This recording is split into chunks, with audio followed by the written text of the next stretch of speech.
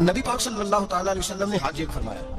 قربانی حضور جس دن مدینے آئے اس وقت شروع فرمائی, اور ہر سال حضور قربانی دیتے, ہر سال دو جانور ذبح فرمائے. یا رسول اللہ صلی اللہ تعالیٰ علیہ وسلم دو کا کیا مقصد فرمایا؟ ایک میری طرف سے, ایک میری غریب امت کی طرف سے.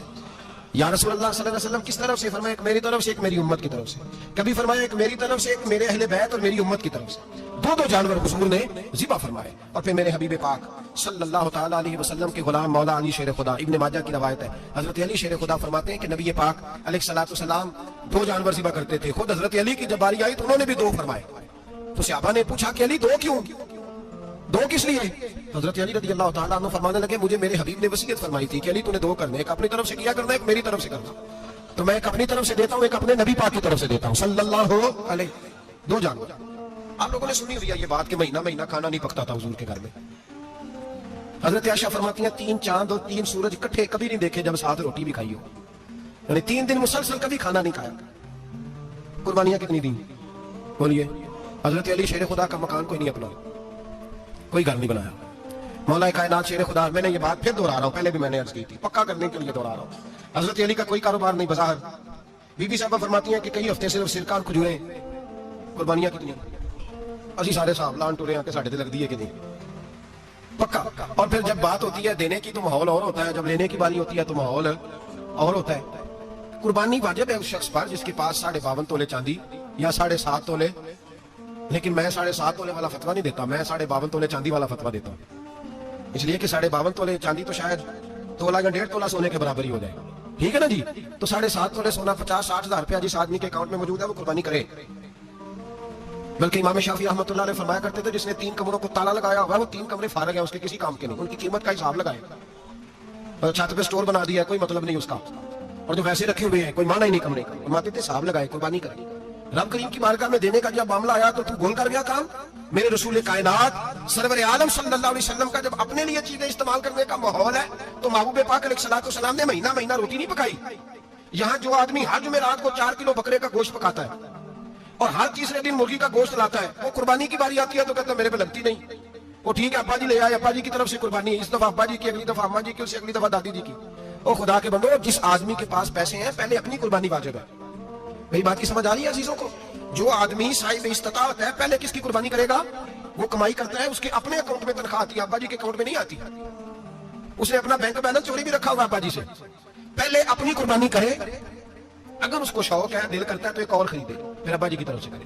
اگر اللہ نے توفیق دیا تو ایک اور خریدے, اماں جی کی طرف سے کرے. اور اگر اس کے دل کو اللہ ٹھنڈک عطا کرے, سکون کرے, تو پھر اپنے رسول کی طرف سے بھی قربانی دے, پھر اپنے محبوب کی جانب سے بھی قربانی کرے.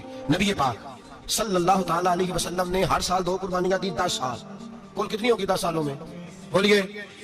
اور جب حضور حج کرنے گئے نبی پاک نے 63 اونٹ ذبح فرمائے. ایک اونٹ میں کتنی قربانیاں ہوتی ہیں؟ 63 اونٹ حضور نے ذبح فرمائے. اور حدیث بڑی مزیدار ہے. حضرت ابو ہریرہ رضی اللہ تعالیٰ عنہ فرماتے ہیں کہ جب اونٹ ذبح کرنے کی باری آئی تو ہم سوچ رہے تھے, پریشان تھے کہ یہ تو بڑا مشکل ہے ذبح کرنا, بڑا مشکل ہے, اس کو تو نہر کرنا پڑتا ہے, گرانا پڑتا ہے, باندھنا پڑتا ہے. سب سے مشکل کام اونٹ ذبح کرنا ہے. تو نبی پاک صلی اللہ علیہ وسلم کی تو عادت کریم ہے, اپنے ہاتھ سے ذبح کرتے ہیں حضور. وہ ہمارا اللہ خیر کرے, بندہ ہی حافظ ہے. ذبح کرنا تو دور کی بات ہے. ہمارا جو بی اے پاس لڑکا ہے نا, اس کو ڈر آتا ہے جانور کے پاس کھڑے ہوتے ہوئے. کہتے ہیں بچوں کو اندر لے جاؤ, 10 سال کا 12 سال کا اندر لے جاؤ, ذبح کرنا, روئے گا. اور بس کرو یار, یہ کس قوم سے تمہارا تعلق پڑ گیا ہے؟ ہمارے تو 12-14 سال کے معوذ اور معاذ ابو جہل کی گردن کاٹ کے رکھ دیا کرتے تھے, اور تو بچہ بکرا ذبح کرنے سے ڈرا رہا ہے. اس کو کھڑا کر لا کے, قربانی تو جہاد کی ٹریننگ ہے, وہ کھڑا کر, اس کو کہا بیٹا یہاں کھڑا ہو, اللہ کے راستے میں بکرے کی گردن کاٹنی ہے. اگر کوئی شخص خدا رسول کے دین کی مخالفت کرے, کفر کا جھنڈا اٹھائے, تو اس کی گردن بھی کاٹنی ہے. یہ ٹریننگ ہے بچوں کے لیے. یہاں عجیب ماحول ہے, ڈر لگ رہا ہے, پیچھے ہٹ جاؤ. اور جس صاحب کی قربانی ہے وہ بھی کوئی 1.5 کلومیٹر کے فاصلے پہ کھڑے ہیں, دور کھڑے ہو کے دیکھ رہے ہیں. نفیس ہی بڑے ہیں جناب, لطیف ہی بڑے ہیں. کپڑوں کو کوئی قطرہ خون کا لگ گیا تو بڑی مصیبت بن جائے گی. اور امیر آدمی اس نے, اس کا تو گھر کسائی نے خود فون کیا ہے کہ صاحب سب سے پہلے میں آپ کے گھر آؤں گا. اس کو پتہ ہے کہ منہ مانگی قیمت ملے گی. مہربانی فرمائے, قربانی میرے رسول پاک صلی اللہ علیہ وسلم سے زیادہ نفاست والی طبیعت کسی کی نہیں. صحابہ کہتے ہیں اتنا حسین محبوب کا انداز تھا کہ کبھی کپڑوں پہ مکھی بھی نہیں بیٹھی تھی. اور حضور سے ہم سلام لیتے تھے, دست مبارک چومتے تھے تو ہمارے ہاتھوں سے کستوری کی خوشبو آنے لگتی تھی. اور فرماتے نبی پاک کا ہاتھ یوں ہوتا تھا کہ برف بھی اتنی ٹھنڈی نہیں جتنا پیارا حضور کا ہاتھ ٹھنڈا ہوتا تھا. پھر بھی حضور دست مبارک میں خنجر پکڑتے, جانور کو لٹاتے اور اپنی طامت کو سمیٹتے, اور اللہ کے حبیب گھٹنا رکھتے اس کی گردن پر, اور بسم اللہ اللہ اکبر کہہ کے ذبح فرماتے. حضور خود دست مبارک سے. تو اتنا زیادہ نازک مزاج ہو گیا ہے کہ اب یہ والی سنت ادا کرنا مشکل ہو گیا تیرے لیے. کہ 63 ऊंट हैं। और सहाबा किराम अली मुरीदान फरमाते हैं कि हाल ये है, हम सोच रहे हैं कैसे ज़िबा करेंगे, क्या करेंगे, कैसे गिराएंगे। और नबी पाक सल्लल्लाहु अलैहि वसल्लम कहते हैं हम अभी सोच में ही थे कि हुजूर ने छुरी पकड़ी। खंजर जब हुजूर ने उठाया तो फरमाते हैं ऊंट दौड़ता हुआ आया और नबी पाक के सामने आके लेट गया। फरमाते हैं अल्लाह के रसूल ने बिस्मिल्लाह अल्लाहु अकबर कह के ज़िबा किया, उसने टांग भी कोई नहीं हिलाई, पैर भी कोई नहीं हिलाया। वो किसी शायर ने बड़ी अजीब बात कही थी, उसने कहा फंसी जो दाम में बुलबुल तो लगी यूं कहने, करेगा कत्ल किया तूने जब असीर मुझे, कबाब शम्मा के शोले पे कीजियो से याद, शक्ल गुल नजर आए दमे अखीर मुझे। वो कहते हैं बुलबुल वो शिकारी, सयाद शिकारी, शिकारी ने पकड़ लिया बुलबुल को, तो सयाद से बुलबुल कहने लगी तूने पकड़ा है तो कत्ल तो करेगा ही ना, खाएगा तो सही, एक मेरी मिन्नत है।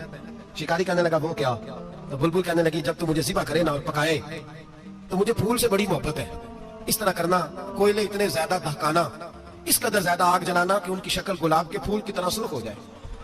तो जब तू मुझे उन पर जलाएगा तो मुझे तकलीफ नहीं होगी, इसलिए कि महबूब का चेहरा जो सामने आ जाएगा, मुझे तकलीफ नहीं होगी। फंसी जो दाम में बुलबुल तो लगी यूं कहने, करेगा कत्ल किया तूने जब असीर मुझे, कबाब शम्मा के शोले पे कीजियो से याद, वो शक्ल गुल नजर आए दमे अखीर मुझे। आला हज़रत बरेलवी अलैहिर्रहमा फरमाया करते थे, फरमाते थे बड़ी तकलीफ होगी, बड़ी तकलीफ होगी जब जान निकलेगी।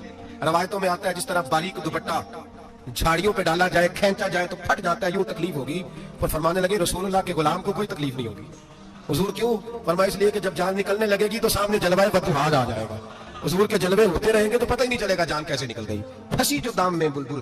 तो सहाबा फरमाते हैं कि ऊंट दौड़ता हुआ आया, हुजूर के सामने आके लेटा, नबी पाक ने ज़िबा फरमाया और फरमाते हाथ धो गई।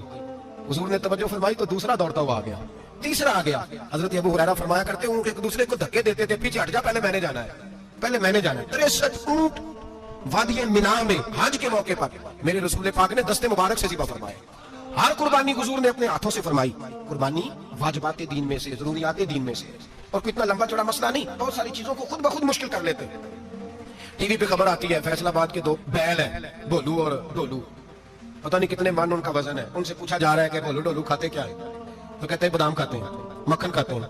ये जनाब पता नहीं इनको दूध कितने किलो रोज पीते हैं, और भोलू डोलू बेचारे से खुद नहीं चला जा रहा, लग ऐसे रहे जैसे वो खुद कह रहे हैं मेहरबानी करो ज़िबा कर लो, अब तो उठा बैठा भी नहीं जा रहा। ओ खुदा के बंदो, दीन की असल हकीकत को समझो। ये तो हुजूर ने फरमाया खूबसूरत जानवर लाओ, ये किस हदीस में आया कि उसे बादाम खिलाओ? आज लोग इंसानों को रोटी नहीं मिल रही और जानवरों को बादाम खिला रहे हो। वो खंडे इसके हिस्से में जो अल्लाह ने शय रखी है ना, वो चारा है, इसको चारा खिलाओ और अच्छे तरीके से पेट भर के खिलाओ। जानवर को पेट भर के चारा खिलाया जाए तो जितनी उसकी तबीयत होती है उस हिसाब से वो सेहतमंद हो जाता है। बाकी ये तो आप किसी शख्स को इतना खिला दें कि उसका पेट इतना बड़ा हो जाए, फूल जाए, तो वो बेचारा तकलीफ में आएगा कि नहीं आएगा? ये किस किस्म का माहौल है? एक बकरा बिका है लाहौर में और सेठों ने शर्तें लगाई हुई हैं, मैं 5 लाख का लाया हूं तो मैं 9 लाख का। ये क्या चक्कर है? मुझे इतना खिलाया जिसको फलां चीज, ये किसने कहा है खिलाने का? बादाम खाना किस हदीस में आया? किस सहाबी ने अपने बकरे को बादाम खिलाए? किसने मक्खन खिलाया? किसने पेड़े खिलाए? बस करो, अजीब तमाशा लग गया। और यहाँ तो इतनी बुरी हालत हो गई है कि औरतें नाचने लगी हैं कुर्बानी के जानवरों के आगे, बीबियां बेचने लगी हैं। अल्लाह के गजब को आवाज ना दो। ये कुर्बानी है कि हर चीज का, मतलब की हर शय का मजाक बना दिया। जिस दीन ने औरत की अपनी कुर्बानी भी हो तो उसको ज़िबा करने की इजाजत नहीं दी, मर्द ज़िबा करेगा। जो दीन कहता है कि औरत ज़िबा नहीं करेगी, वो औरत बेच सकती है अल्लाह के जानवर। यहाँ जिसका मैंने रमजान में भी कहा था, फिर बात दोहराता हूँ, सारा साल नाचते गाते हैं और ईद का मौका आता है तो 2-4 मौलवी बिठा के वो दीन सिखाना शुरू कर देते हैं। कोई पता ही नहीं, कोई खबर ही नहीं। जिस बोतल में कल तक शराब बिक रही थी उसी में दूध पिलाओगे? जिस बर्तन में कल तक पेशाब था उसमें आज लोगों को शहद पिलाओगे? बस करो, ये मजाक नहीं, ये रसूलुल्लाह का दीन है। नबी पाक सैयद आलम सल्लल्लाहु तआला अलैहि वसल्लम ने कोई जिम्मे औरत की कोई चीज नहीं लगाई ऐसी जिसमें उसे मर्दों के साथ शामिल होना पड़े। और औरत समझ नहीं रही कि ये उसकी तजलील है, इज्जत नहीं। साबुन बिक रहा है तो साथ बीबी खड़ी है, शैम्पू बिक रहा है तो औरत उसकी जो है वो ऐड दे रही है। ये इज्जत है औरत की? रुसवा कर दिया तुमने हर शय में औरत। अब कुर्बानी का जानवर भी बीबी बेचेगी? गैरत कहां गई इस कौम की? मेरे रसूल पाक सरवर दो आलम सल्लल्लाहु तआला अलैहि वसल्लम को किसी ने आके कहा फलां कबीले के लोगों ने औरत को सरबराह बनाया है, औरत को आगे लगा लिया। फरमाया तबाह हो गए वो लोग, इन्होंने औरतों को अपने आगे पेशवा बना दिया। जिस रब ने औरत को नबूवत नहीं दी, इमामत करने का हक नहीं दिया, किस चक्कर में लोग पड़ गए? 5 लाख का जानवर किस लिए लाए हो? 5 लाख का तफाखुर के लिए, दिखाने के लिए? तो अगर 50,000 का 60,000 का भी जानवर लाता तो अच्छा आ जाता। और 50,000 का जानवर लाए तो 5 लाख में कितने आते हैं? बोले तो 10 जानवर ज़िबा होंगे तो कितने गरीबों तक गोश्त जाएगा, कितने घरों का भला होगा। हर चीज का चक्कर उल्टा कर दिया गया है। और इसे हज के लिए होती तो मेरे रसूल पाक हर साल कुर्बानी ना करते, और मेरे नबी पाक कुर्बानी देने का हुक्म। एक और बात बड़ी लोग पूछने लगे, کہتے جی گائے کی ہوتی ہے بھینس کی بھی ہوتی ہے کہ نہیں. چلو جی اب نئی بات نکل آئی. حدیث پاک میں لفظ آیا اونٹ کا. نبی پاک نے فرمایا بکرا 1 سال کا, گائے 2 سال کی, اونٹ 5 سال کا. حدیث میں لفظ آ گیا اونٹ کا. آپ کو بندہ کہے پہلے بتائیں نر کا کہ مادہ کا, تو میں کدھر سے آپ کو حدیث نکال کے دوں جس میں نر بھی اور مادہ علیحدہ علیحدہ ہو. حدیث پاک میں ذکر آ گیا دمبے کا, مینڈے کا. اب باقی جو سارے جانور ہیں نا آپ غور فرمائیں, باقی ایک بکرا ہے, ایک چترا ہے, ایک دمبا ہے, ایک دیسی بکرا ہے, ایک پہاڑی بکرا ہے, تو علیحدہ علیحدہ لفظ کہاں سے نکال کے دیے جائیں؟ یہ ساری انواع ہیں, اقسام ہیں, نوع ہیں. اسی طرح بھینس بھی گائے کی ایک قسم ہے. امام اعظم ابو حنیفہ فرماتے ہیں نوع منہ, یہ اس کی ایک قسم ہے, نوع میں سے ہے, گائے کی نوع میں سے. آپ عام لفظ بولتے ہیں تو کہتے ہیں بکرا چترا گائے بھینس, عام لفظ ہے نا. تو جب گائے کہہ دیا تو آپ کو بندہ کہے گائے آیا تو پہلے بتائیں گائے تو ہے تو اس میں بیل شامل ہے کہ نہیں. تو گائے کی جتنی قسمیں ہیں نا, ہمارے محدثین بھینس کو گائے میں شامل کرتے ہیں. بھینس گائے کی ایک قسم ہے. تو نبی پاک صلی اللہ علیہ وسلم نے جب گائے کا لفظ استعمال کیا تو بھینس اس کے اندر آ گئی. اگر گائے کی قربانی جائز ہے تو بھینس کی قربانی بھی جائز ہے. اگر بیل کی قربانی جائز ہے تو کٹے کی قربانی بھی 100% جائز ہے. اس کے اندر 7 حصے ڈالے جائیں گے, اسے قربان کیا جائے گا, یہ جائز ہے. اگر آپ صحیح لفظ نکال کے دکھانے کو کہیں گے تو پھر تو بڑی چیزوں میں لوگ الجھ جائیں گے. پھر کیسے نکالا جائے گا خسی کی جائز ہے کہ نہیں, جو خسی نہیں اس کی جائز ہے کہ نہیں, فلاں کی. تو ان تفصیلات, ہاں بہت ساری چیزوں کی تفصیلات حدیث میں ہے, لیکن ساری چیزوں کی موجود نہیں. اس لیے میرے عزیز یاد رکھیں, بھینس کی قربانی بھی ہوگی, گائے کی بھی ہوگی, بیل کی بھی ہوگی, کٹے کی بھی ہوگی. جن کی نہیں ان کی نہیں. ہم نے کبھی کہا ہرن کی قربانی بھی ہوگی, مرغی کی قربانی بھی ہوگی. تو حدیث مبارکہ کے اندر جو چیزیں موجود ہیں ان کی جتنی اقسام ہیں ان سب کی قربانی کرنا جائز ہے. اور میرے نبی پاک صلی اللہ علیہ وسلم نے فرمایا جانور خوبصورت ہو, لنگڑا نہ ہو, کانا نہ ہو, زخمی نہ ہو, خوبصورت جانور لاؤ, اس کو لا کے ذبح کرو. لوگ کہتے ہیں چلو اتنے پیسے اللہ کے راستے میں دے دیں, تو یہ کافی نہیں کافی. مسلم شریف میں, بخاری شریف میں میرے نبی پاک سید عالم صلی اللہ تعالی علیہ وسلم نے فرمایا 10 ذی الحج کو اللہ کی نظر میں ابن آدم کا سب سے پسندیدہ عمل. لیکن نا 10 ذی الحج کو, کل 10 ذی الحج ہے تو بڑے کام ہو گئے. فجر کی نماز بھی ہوگی, تکبیرات تشریق بھی پڑھی جائیں گی. آج فجر سے شروع ہو گئی نا, 9 کی فجر سے لے کر 13 کی عصر تک تکبیرات تشریق پڑھی جائیں گی. اللہ اکبر, اللہ اکبر, لا الہ الا اللہ, واللہ اکبر, اللہ اکبر وللہ الحمد, اللہ اکبر, اللہ اکبر, لا الہ الا اللہ, واللہ اکبر, اللہ اکبر وللہ الحمد, اللہ اکبر, اللہ اکبر, لا الہ الا اللہ, واللہ اکبر, اللہ اکبر وللہ الحمد. کوشش کریں جب بھی پڑھیں 3 بار پڑھیں.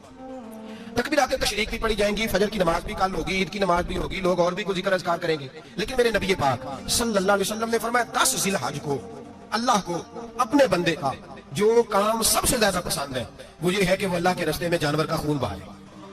حالانکہ نمازیں بھی ہیں, اذکار بھی ہیں, تکبیرات بھی ہیں, سارا کچھ, اور اللہ کو سب سے زیادہ کیا پسند ہے؟ جانور کو قربان کرنا. یہ اللہ کو بڑے خوبصورت لفظ نبی پاک علیہ السلام نے فرمایا قربانی کا جانور قیامت کے دن اپنے سینگوں اور کھروں سمیت آئے گا, اور جس نے قربانی کی ہوگی اس کی بخشش کروا کے اسے جنت میں لے کر جائے گا. تو فرمایا ابن آدم کا سب سے پسندیدہ عمل یہ, سب سے پسندیدہ, کہ وہ 10 ذی الحج کو قربانی کریں, کوشش کریں خود ذبح کریں اپنا جانور. یہ حضور کی سنت ہے. یہ نہ ہو سکے تو نبی پاک صلی اللہ علیہ وسلم نے اپنے ہاتھوں سے ذبح کرنے لگے حضرت فاطمہ کا جانور. تو فرمایا فاطمہ ادھر آ کے اس کے پاس کھڑی ہو جاؤ, میں تمہارا جانور ذبح کرنے لگا. اپنے جانور کے پاس کھڑے ہو. میرے جو بھائی ذبح کرنے کا کام کرتے ہیں نا, قصاب ہم کہتے ہیں, سارے قصاب نہیں ہوتے, بہت سارے لوگ یہ سعادت حاصل کرتے ہیں اور بڑے نیکی کا کام کرتے ہیں, اللہ انہیں بڑی بہترین جزا عطا فرمائے گا, بڑا خیر کا کام کرتے ہیں. لیکن چونکہ رش ہوتا ہے ایسے لوگوں کے پاس, تھوڑی جلدی بھی ہوتی ہے, پہلے تو کوشش کریں تکبیر خود ڈالیں. یہ نہیں ہو سکتا تو قریب کھڑے ہو. ہمارے ہاں ایک رواج یہ بھی ہے کہ 2 بندے ہاتھ رکھتے ہیں. ذبح وہ کر رہا ہوتا ہے تو جس کی قربانی ہوتی ہے اس کو کہتے ہیں تو بھی ساتھ ہاتھ رکھ, ہوتا ہے نا جی بہت ساری جگہوں. اب حکم یہ ہے شریعت اسلامیہ کا, جب جانور ذبح کریں گے تو پڑھیں گے بسم اللہ اللہ, بسم اللہ اللہ. ہاں نبی پاک صلی اللہ علیہ وسلم نے لمبی دعا پڑھی, صحابہ بھی لمبی دعا, انی وجہت وجہی للذی فطر السماوات والارض حنیفا وما انا من المشرکین, یہ بھی پڑھا. اور پھر میرے رسول پاک صلی اللہ علیہ وسلم نے یہ بھی کہا کہ اللہ میری طرف سے قبول فرما, میری امت, میری اہل بیت کی طرف سے قبول فرما. صحابہ جب جانور ذبح کرنے لگتے پہلے یہ دعا پڑھتے, پھر کہتے اللہم تقبل منا کما تقبلت خلیلک ابراہیم علیہ السلام وتقبلت حبیبک محمد صلی اللہ علیہ وسلم, اے اللہ ہم سے بھی قبول فرما جیسے تو نے حضرت ابراہیم سے قبول فرمائی اور جیسے اپنے حبیب حضرت محمد صلی اللہ علیہ وسلم سے قبول. یہ ساری دعا پڑھیں. اور جب جانور ذبح کرنے لگے تو پھر پڑھیں بسم اللہ اللہ, بسم اللہ اللہ. اچھا 2 آدمیوں نے ہاتھ رکھا ہوا ہے, 2 آدمی. اب اگر ایک نے بھی نہ پڑھی بسم اللہ اللہ اکبر تو جانور حلال نہیں ہوگا, دونوں کو پڑھنا پڑے گا. یہ مسئلہ یاد رکھنا. ایک اور بات بھی بتانی ہے آپ کو, وہ بھی آپ نے یاد رکھنی ہے. قربانی کے بڑے جانور میں کتنے حصے ہوتے ہیں؟ 7. اب 7 حصوں میں 7 کی نیت قربانی کی ہونی چاہیے. 7 6 حصے ڈل گئے جو چلے تھوڑے سے زیادہ امیر لوگ نہیں تھے، نارمل تھے، انہوں نے 6 حصے ڈال لیے. 7واں امیر آدمی تھا، اس کو جا کے کہا یار ایک حصہ نہیں مل رہا، تو چل تو نے تو 2-3 بکرے لیے ہوئے ہیں، تو بھی شامل ہو جا. اس نے پہلے تو کہا نہیں یار میں نے اب لے لیے. پھر جب اصرار کیا تو کہا چلو ٹھیک ہے بڑے گوشت کا قیمہ کرا لیں گے. تو اس طرح کرو، ڈال دو میرا بھی حصہ. اب 6 کی نیت قربانی کی، 7ویں کی گوشت کی، کسی کی بھی قربانی نہیں ہوگی، گئے سارے. اب اس کے لیے شرط کیا ہے کہ اس کو بھی آپ، اصل میں ہمیں مسائل نہیں آتے، نہ ہم سیکھتے ہیں نہ پتہ کرتے ہیں، پھر خرابی ہوتی ہے. اب اس سے کہیں کہ یار قربانی سے پہلے اپنی نیت کا اعادہ کر، اپنی نیت کا اعادہ کر، بتا کہ تیری نیت کیا ہے، اگر غلط ہے تو صحیح کر لے، تاکہ سب کی قربانی تو بتا. یہ جو تو رکھ رہا ہے قربانی، تو کس کی قربانی کر رہا ہے؟ دادا جی کے نام کی، ابا جی کے نام کی، اپنے پیر کے نام کی، استاد کے نام کی، یا رسول پاک صلی اللہ علیہ وسلم کے نام، نبی پاک کے نام؟ اسے پوچھیں، اور جو وہ نیت بتائے اس نیت کی دعا ہوگی، اس کی طرف سے کہا جائے گا یا اللہ اس کی طرف سے اسے قبول. میری بات کی سمجھ آ رہی ہے میرے عزیزوں کو؟ اور اس ارادے کے ساتھ قربانی، اگر ایک کی بھی نیت خراب ہو گئی تو مسئلہ بگڑ گیا. اس لیے ان مسائل کو، اور نبی پاک کے نام کی جو قربانی ہوگی، سبحان اللہ. میں کرامات کا زیادہ قائل نہیں، ہم کرامات کے نہیں کیفیات کے قائل ہیں، کیفیات کی. اور دین ویسے بھی لفظوں کا نام نہیں، کیفیت کا نام ہے. میرے حساب فرمایا کرتے تھے ہم کرامت سے زیادہ کیفیت کے قائل ہیں. اگر مرید ساری زندگی کرامتیں سناتا رہے اور کبھی اسے مدینے جانے کا شوق ہی پیدا نہ ہو، کبھی نبی پاک کے نام پہ آنسو نہ آئے، تو پھر کرامت کا فائدہ نہیں، کیفیت تو ملی نہیں اسے. ہم کیفیت، اسی طرح ہم نظرانے کے نہیں نظر آنے کے قائل ہیں. تو بھائی یہ یاد رکھ لیں، کیفیت کا نام